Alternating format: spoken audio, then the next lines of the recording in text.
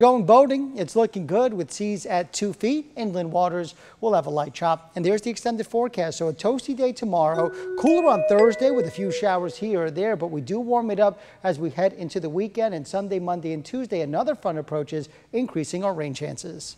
Steve, thank you.